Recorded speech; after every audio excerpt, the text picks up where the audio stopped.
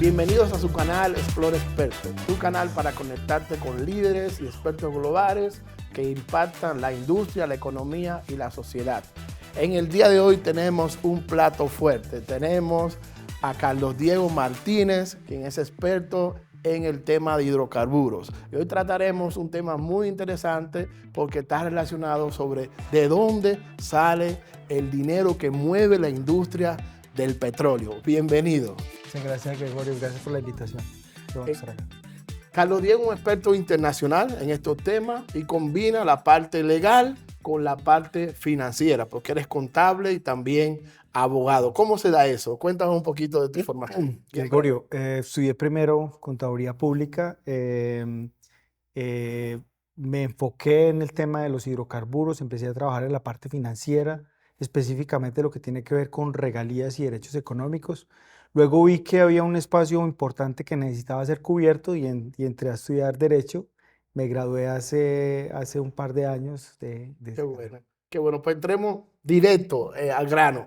¿Cómo se genera la plata en la industria del petróleo? Gregorio, lo más importante en la industria del petróleo es claridad en las reglas de juego. Es lo más Claridad importante. en las reglas del juego. Así es. Si como Estado yo quiero atraer inversión, porque estamos hablando de un negocio altamente riesgoso, rentable sí, pero con mucho riesgo, no todo un proceso exploratorio deriva en un descubrimiento, y eso es un tema muy importante. ¿Pero de qué riesgo estamos hablando? Estamos hablando de información, de la lectura de la información, de temas geológicos, inclusive saltando todos esos escollos, riesgos sociales. Cuando la comunidad al final de todo un proceso dice, yo no quiero que aquí se adelante ese proyecto.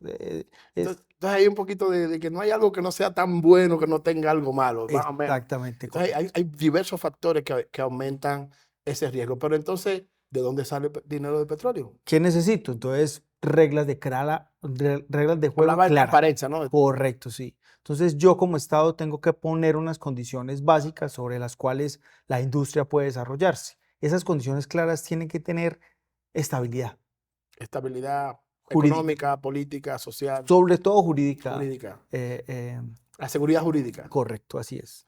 Pero entonces, me imagino que con la experiencia que tú has adquirido en todos estos años, has visto la evolución de diferentes modelos de cómo la empresa hace negocio con el gobierno, con los gobiernos, para que al final ese dinero quede en el Estado, pero también impacte las comunidades. ¿Cómo que nos puede contar? Correcto. Entonces, mira, en el caso colombiano, nosotros tenemos unas reglas en nuestra Constitución. La con- Primero, definimos, señores, el Estado es propietario del subsuelo y de los recursos naturales no renovables. Eso lo define nuestra Constitución, nuestra guía máxima de navegación, nuestra carta principal de navegación. Segundo, también la Constitución dice, yo puedo ceder la explotación de un recurso natural no renovable, pero la explotación de ese recurso va a generar unos dineros a favor de la nación que vamos a llamar regalías. Ok. Entonces ya partimos Eso es lo que de le una, toca al Estado, a la exactamente, sociedad. de una base constitucional firme. Eso no se va a mover con el paso del tiempo. Entonces, cuando una empresa llega al país, lo primero que dice es, bueno, ¿qué obligaciones tengo? Primero, regalías. Después, bueno, ya los impuestos. Los impuestos son el tema, digamos, general, el común denominador en todo lo que hagamos en nuestra relación con el Sí, Estado. sí. Entonces, ya hay unas reglas de juego claras. Eso es importante.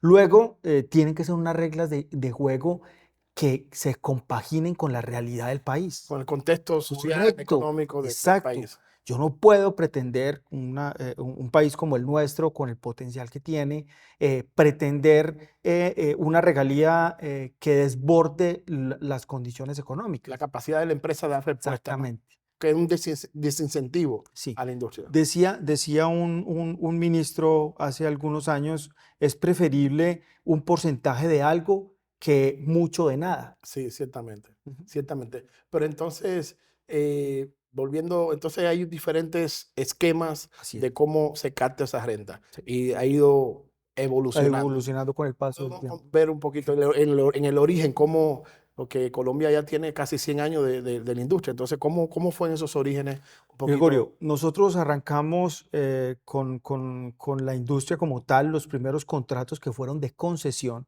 en 1922. Es un modelo de cómo hacer negocio con... Exacto. Un modelo que se delega toda la responsabilidad al operador, con la obligación del pago de regalías e impuestos.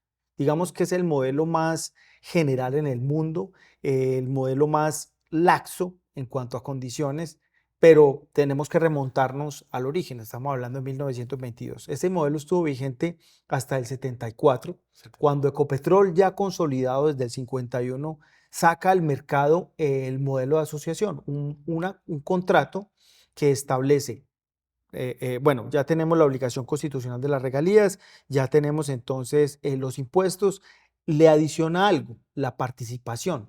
Una preguntita aquí, cuando se cambian esos modelos de contrato, ¿también coinciden con rondas que se van a establecer o lo hacen de manera por una decisión fría o porque hay alguna oportunidad en el momento? Se visualizan oportunidades, así es. Entonces, digamos, Ecopetrol nace con la reversión de la concesión de 1922. Ahí nace Ecopetrol operando sus activos, pero mira que es hasta el 74 que decide sacar un modelo diferente. Las condiciones geológicas, el conocimiento del subsuelo, pues cada vez fue incrementándose más. Entonces ya la expectativa de las empresas era diferente cuando llegaba al país. Claro, entonces ahí podemos ver que entonces eso de copiar y pegar no funciona ahí en este tipo de esquema de los modelos de Correcto, sí, contrato. hay que Analizar la hay que situación, analizar la en situación qué para llegar. momento está la industria de ese país Así para es, saber cómo atraer, porque tú no estás solo en el mundo, es correcto, hay más países, más empresas, así es, y algo Gregorio. muy competitivo. Y fíjate que lo evidenciamos nosotros. Termina el 2000, termina el siglo con una tasa exploratoria demasiado baja. La perforación de pozos exploratorios en el país era demasiado baja. Entonces empieza el gobierno a autoevaluarse. Venga, ¿qué tengo que hacer? Primero, vamos a hacer una reforma a las regalías, que fue la ley 756 de 2002. Y segundo, vamos a escindir Ecopetrol. Vamos a crear un ente nuevo que se encargue de regular, que se encargue de administrar el recurso hidrocarburífero. Sobre todo de promover. También, Correcto, exacto, demasiado importante, porque es que Ecopetrol fungía hasta ese momento. Pues y parte. Exactamente. Y la sobreregulación también desincentiva a los inversionistas, ¿no? Y hay un tema siempre doloroso y es que en ese entonces Ecopetrol pues no era tan ágil como nos gustaría en la industria, como le gustaría en la industria. En ese momento. En ese momento. Entonces, eso me imagino que eso, bueno, todavía creo que faltan algunos Sí, modelos de nos contrato. falta entonces, Falta, correcto. sí, Nos falta de producción compartida, por ejemplo. exacto. Estuvimos conversando. Lo que hace la NH, bueno, en 2003 nace la Agencia Nacional de Hidrocarburos, lo que hace la NH es traer al mercado un modelo nuevo. Entonces, atrás quedó la asociación, atrás todavía Es el más. caso de Colombia. Exactamente, el caso de Colombia. Entonces, es un contrato de exploración y explotación. Contrato de 30 años, 6 años para que usted explore y se decida si quiere continuar con la explotación, con unas condiciones, digamos, fáciles para que el contrato se prorrogue en el tiempo. Unos temas que no tenían los antecedentes, no tenían los contratos de asociación. No era tan fácil lograr una prórroga en contrato de asociación. Digamos que en el modelo que presenta la NH al mercado, sí está esa posibilidad. Entonces eso atrae y efectivamente tuvo sus frutos importantes los primeros años de la Agencia Nacional de Hidrocarburos, que termina evidenciándose en un incremento de la producción. Qué bueno, qué bueno. Entonces, este modelo de contrato parece que es tan genial, ha ido evolucionando en el tiempo, pero cómo eso se traduce entonces, cómo eso se ha traducido en las comunidades, eso está documentado, ¿no?, en toda la literatura, pero queremos escucharlo de un experto como tú. Bueno, entonces tenemos dos fuentes importantes. La regalía, que son recursos directos para las regiones en una primera vida.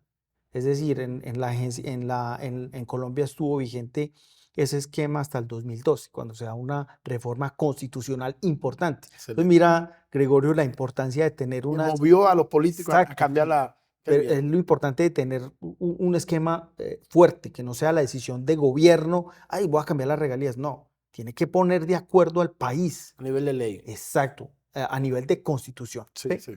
Entonces, en el 2012 se hace ese cambio importante, se crea el Sistema General de Regalías. El Sistema General de Regalías le reconoce a los productores un porcentaje, entonces ya disminuye bastante considerable. En este momento tuvimos otra reforma constitucional en el 2020. Hay un porcentaje fijo para los productores, pero hay una bolsa grande para el país. ¿Y qué tal eso? ¿Cómo se traduce? En su experiencia, ¿no? ¿Cómo se ha traducido esto en la participación de la academia, de la investigación y el desarrollo? Porque al final debe dejar también un legado en el Correcto. tema de capacidades, ¿no? Que el país tiene para poder seguir adelante en este Entonces sector. estábamos hablando de regalías e impuestos. Luego con el contrato de asociación, regalías, impuestos y participación. Con el contrato de la agencia tenemos derechos económicos, regalías e impuestos. Dentro de los derechos económicos, Gregorio, hay uno muy importante que yo le tengo especial cariño por lo que representa para el El país. tema de transferencia La en transferencia la de tecnología. tecnología. Correcto. Es una obligación de hacer de la industria para con el país, para con los colombianos, capacitarnos, básicamente en Claro. temas de la industria. ¿A dónde tenemos que mirar ahora? ¿Cómo esos recursos se pueden utilizar en temas de transición? Ya va a ser una decisión de gobierno que eso se pueda utilizar En ese rubro. en ese rubro. Así es. Pero, ¿cómo hacemos con una persona que me dice a veces, no, ahora quisiera que encuentre petróleo en mi finca, en tal sitio, porque mis abuelos tienen una tierra por ahí? ¿Qué pasa con esa persona que tiene un predio, ¿no? En una zona que va a ser intervenida por Bueno, en un primer campo? lugar, en el caso colombiano, como hablamos al principio, Gregorio, el Estado es propietario del subsuelo. Entonces, lo que entra con el dueño del suelo, con el dueño de la tierra en superficie, ya sería una negociación con la empresa. Pero hay una Con intervención del con Estado. intervención del Estado, se puede dar, la idea es que sea amigable, ¿sí? Que sea un negocio entre el particular y el dueño de la tierra. Eso sería lo ideal. Ya en extremo interviene el Estado y tiene unos mecanismos específicos para hacerlo, porque estamos hablando de un activo de interés nacional. Entonces, el tema de la renta básicamente asegura el tema de la transferencia de tecnología, el Sí, uso del subsuelo, tema de cómo las comunidades locales se van a beneficiar así es, y también que genera mucho empleo, maquinaria, hay un dinamismo ahí que así genera es. esta industria. ¿Qué lección aprendida tenemos en el tema, en el caso colombiano, sobre la renta petrolera? ¿De dónde sale el dinero y cómo llega y hacia dónde va dirigido? Gregorio, ¿Qué lección aprendida tenemos? usted acaba de tocar un tema muy importante y es la visualización, que yo en región me perciba que efectivamente se están invirtiendo recursos En la en localidad. la localidad. Desde el 2013 más o menos, nuestro país pertenece a una iniciativa, la iniciativa de transparencia de la industria extractiva, el LEITI por sus siglas en Sí. inglés, y básicamente lo que hacen ellos es eso, es ofrecerle a la comunidad la plataforma donde pueden hacer la consulta.